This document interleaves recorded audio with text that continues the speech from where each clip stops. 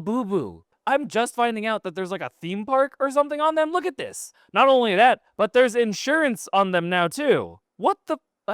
Do I need to start buying them and being one of those Pokemon scalpers with these things? I know most of you don't care, but I was down a rabbit hole last night, and I just needed to know. Anyways, let's get to things that actually matter, shall we? Today, we're talking about the eye-watering amount of money Asmongold made in only a few hours of streaming on Kick.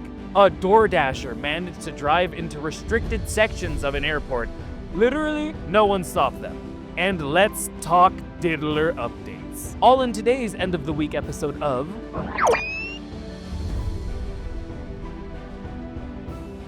But before we start, make sure you smash that subscribe button so you never miss an update. And also, so you're not feeling like a little bitch. Asmongold has revealed that in just 2 days on Kick, he earned more than his entire month's earnings on Twitch. Asmongold disclosed that over a 30-day period on Twitch, he streamed nearly 211 hours, earning approximately $32,000. In contrast, his first 2 streams on Kick, totaling around 13 hours, generated $37,000. It's actually more $36,910, but you know what? Round up. This significant earning difference is attributed to Kick's revenue model, which offers streamers 95% of subscription revenues and additional income. Asmon's experience is not isolated, as fellow streamer Tectone reported earning 8 times more on Kick compared to Twitch shortly after joining the platform too. These two massive instances underscore a growing trend of streamers exploring alternative platforms that offer more favorable financial terms. Fuck, do I need to start streaming on Kick? I don't even know what I would do on that thing. Don't I just stare in the camera saying, "You will watch my new show, you will watch my new show, you will watch my new show." I'll do it for 4 hours. Money? Anyways, Asmon's earning reveal is likely to trigger a broader shift across the streaming ecosystem,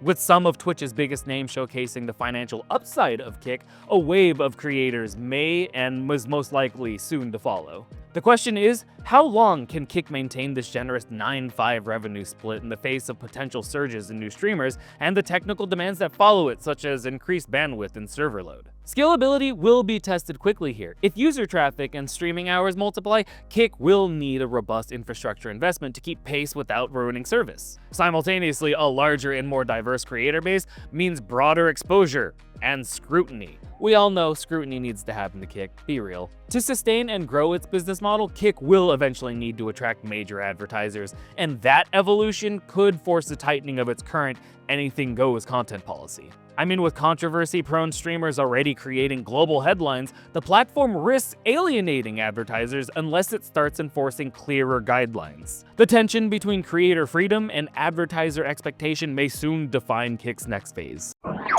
A DoorDash driver breached Chicago O'Hare Airport's secure airfield in May, reaching a parked aircraft before police responded nearly 10 minutes later. Okay, so recent footage of an incident that happened back on May 17th has been released, but a DoorDash driver unintentionally drove onto the restricted airfield area at O'Hare International Airport while attempting to deliver food, reaching within feet of a United Airlines wide-body jet even.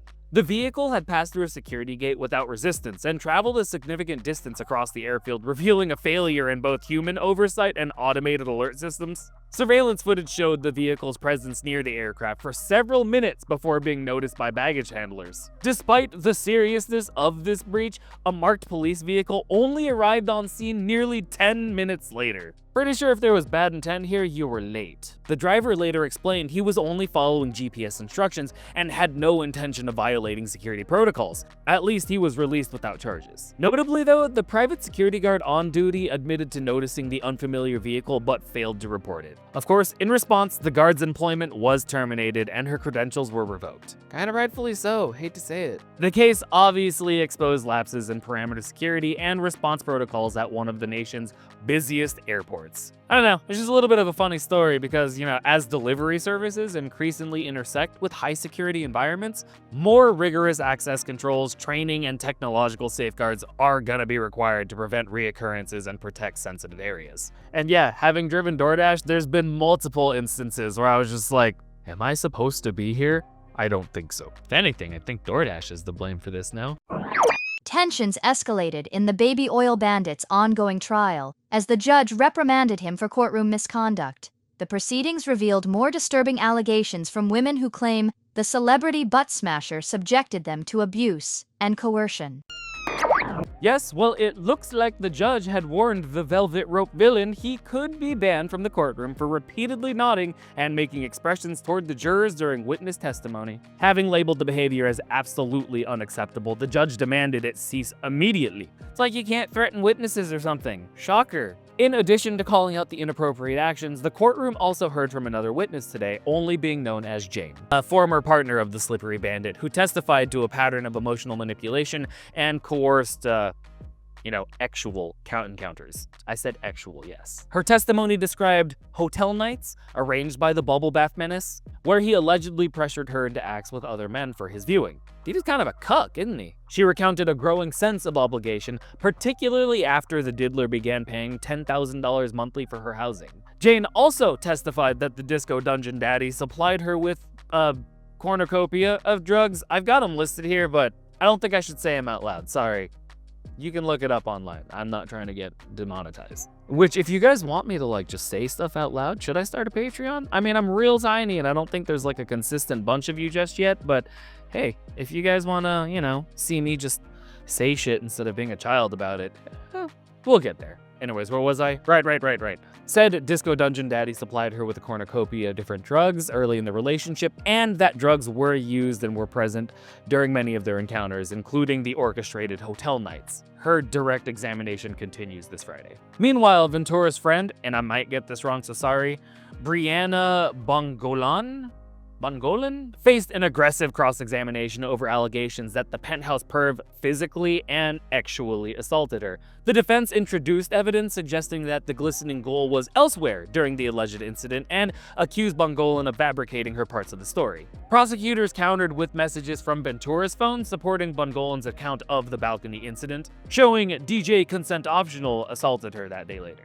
The courtroom is now grappling with conflicting timelines and credibility of witnesses. The sweet life sociopath has pled not guilty to charges including trafficking and racketeering conspiracy. The court is set for further testimony and cross-examination as the case intensifies. Also, I had two more left in me: the Midnight Molester of Midtown and His Royal Highness of Red Flags. Anyways, on that bit of trying to make a really bad thing bearable, I'm gonna call it. If you like what you saw here, do me a little favor and smash that like button, help spread some news, and let me know what you think in the comments too. Yeah, I'll catch you later. Bye.